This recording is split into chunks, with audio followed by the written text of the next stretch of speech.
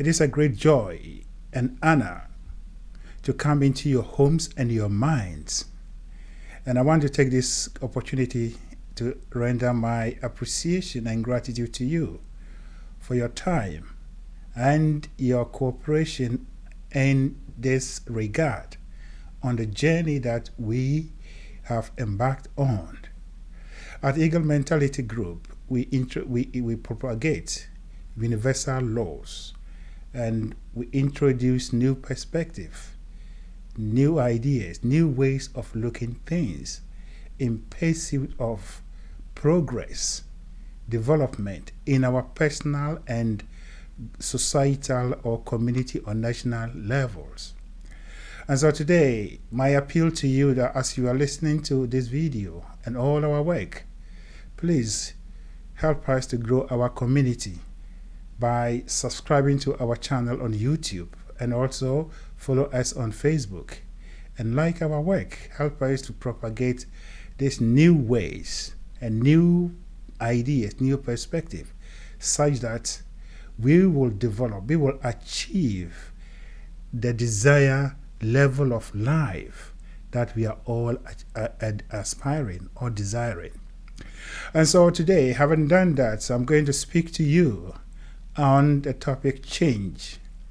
Change is something that is necessary, is important in our lives. And as a matter of fact, we are bound by this principle, the principle of change. Nothing is at a standstill. Everything is changing. Even if you take yourself into consideration, you started in your mother's womb as a clot of blood, and by the process of growth, you've changed from one level to the another, from one level to the another, to where you are, and the process keeps going. And so it is with our lives. There is no way that you will go that you will not meet people talking about improvement in their life, development, progress. But as a matter of fact, whilst we talk about this, while we desire this noble state of life, we resist change with all our might, you see. And so this is where we are going to look at. But as a matter of fact, the resistance is actually a very good communication to any man or woman who has devoted his life, or who has been chosen to bring change into the society, into the community. And so change at a personal level that is induced or that is forced on you is not changed. In that case, you have not conceived it.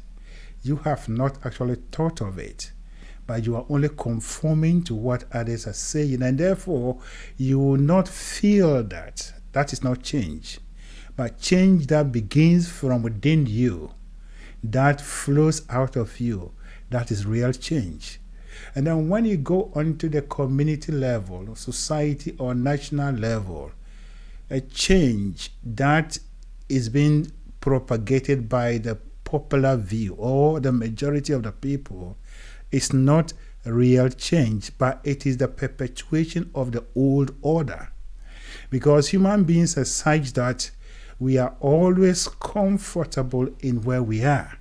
And therefore, when a particular change comes, there are a lot of factors, a lot of people that consider different factors relating to what they are going to gain and maybe what they are going to suffer. And therefore, when all people all of a sudden accept a particular idea as change, then it is not a new thing.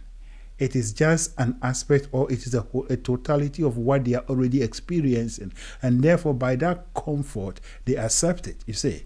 And so the way complete and drastic change comes is when a few people, one or two, or a small group of people, a fraction of the people, become awakened to an idea and decided to share the idea to the group of people.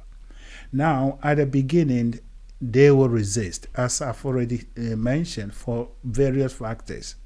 Because if they don't resist, then it means you, the one bringing the change, you are only perpetuating the old order.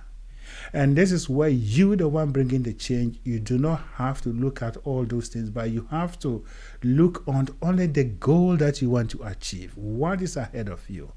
And as you begin to prove, you begin to sell the idea to the people, and gradually they begin to buy in, then they are moving from the old state into the new one, you see. And so when you scan through human history, every new thing that has come to move humanity forward, that has come to transform our lives, were initially considered as abomination, blaspheming, or something that is evil, that is going to destroy us.